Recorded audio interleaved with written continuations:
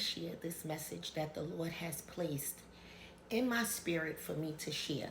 And I hope and pray that I do it justice, that I will convey this message in a way to where my lukewarm believers will understand what the Lord is saying to them in this present moment. So as I was reading my word this morning, I was in Jeremiah, and I seen a lot of back and forth, in and out of the people doing what they wanted to do, how they wanted to do it. And then when the Lord brought destruction upon them, they will go and call upon the Lord and expect him to save them, right? So as I'm reading these things, the Lord placed it in my spirit to draw this diagram. So I'm like, a diagram? So I started drawing a diagram. So I came up with this one first. That wasn't it. So I started back reading, placed it in my spirit to draw a diagram. So then I drew this one. That was not it. Watch what he brought to my mind.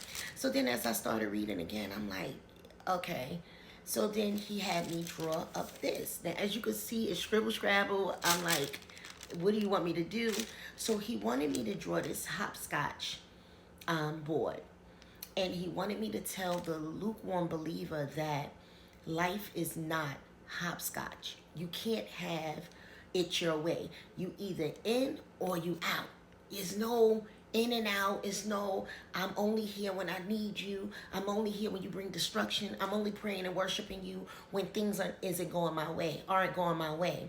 The Lord wants you in or out. You have a choice. You have free will. He's not going to beg you to do anything. But what he would do is give you signs of him calling you to him, just as he did in Jeremiah, just as he did throughout the whole book, if you want to be technical.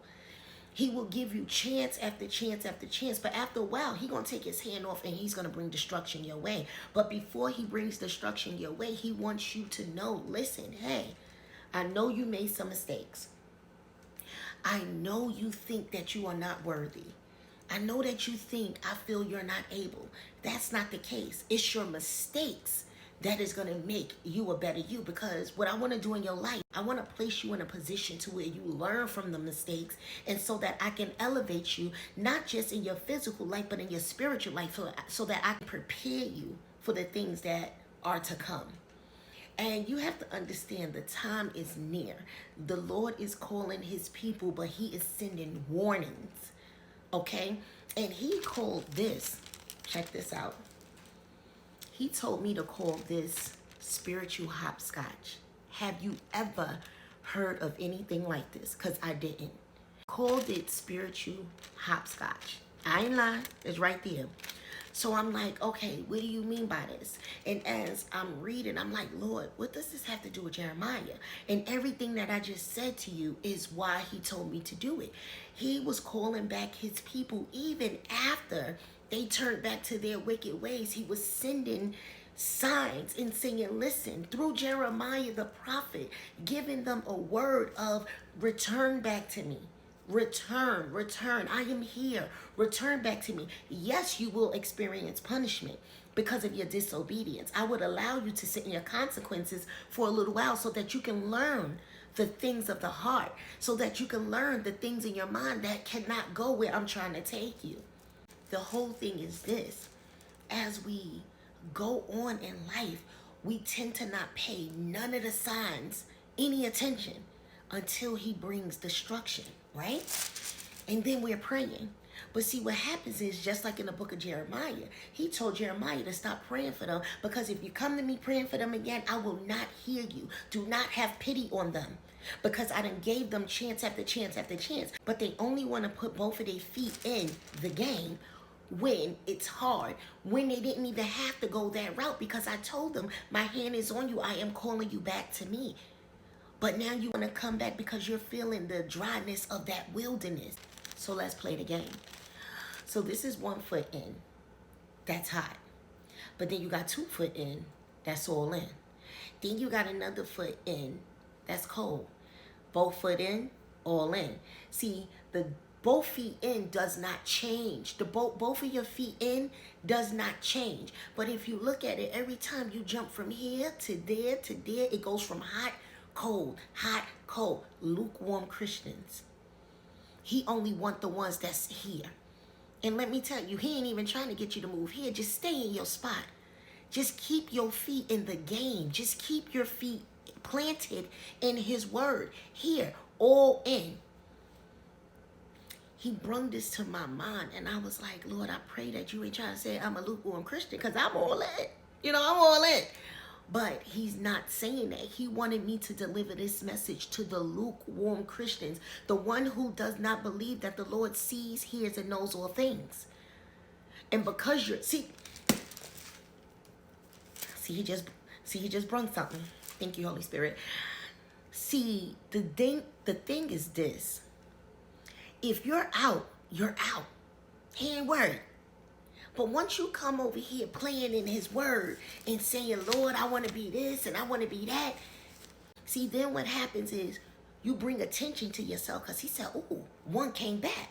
So he's expecting you to do everything that you're supposed to be doing, right? But remember, if you don't touch this, and if you don't say, Lord, I'm all in, he can't expect nothing from you, because you have free will. But once you come back to him and say, this is what you want to do, Lord, I surrender. Lord, I give it all to you. Lord, lead me and guide me and show me your ways and allow me to see my life the way you see my life. I'm ready to start on my spiritual journey. Once you tap into that, you done created a covenant. And being that you created a covenant, he's expecting you to stick to that covenant. So now that you done tapped him in and brought him in, he's expecting you to do everything that you, not him, not him, you, everything that you are supposed to be doing, which is keeping and respecting and obeying your covenant. So once you step out of that, you're playing with fire.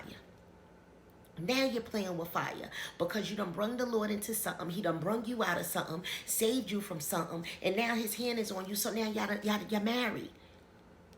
So what happens is, once you get comfortable and feel like, oh, good, he brought me out of that, now you're looking to get a divorce. It don't work like that. So you have to be careful what you go to the Lord for. Don't just pray and ask him to take you out of something, because he will do it just to show you who he is in your life. But then you'll turn around and forget the things that the Lord has done. And now you're back in hot and cold, hot and cold, hot and cold, instead of being all in. He ain't playing. He is not playing. And now the time is near. The Lord is calling in his people. He is gathering us up. So he don't got time to be playing, because the blessings that you are willing to look over, the things that he is willing to do in your life, because you only want temporary blessings. Look at this. This is a temporary position. Temporary. You want temporary blessings. You got to remember, if he see that you're playing, he going to keep his eye on you, but he's on to the next. The next person that wants to do the will of God. The next person that wants to be a full-blown believer and not a lukewarm one. But his hand is on you, because now you done created a covenant that he will bring some pain to you, honey. Pain. I've experienced it. So that's why now that he showed me the spiritual hopscotch, I ain't playing no games. You shouldn't either.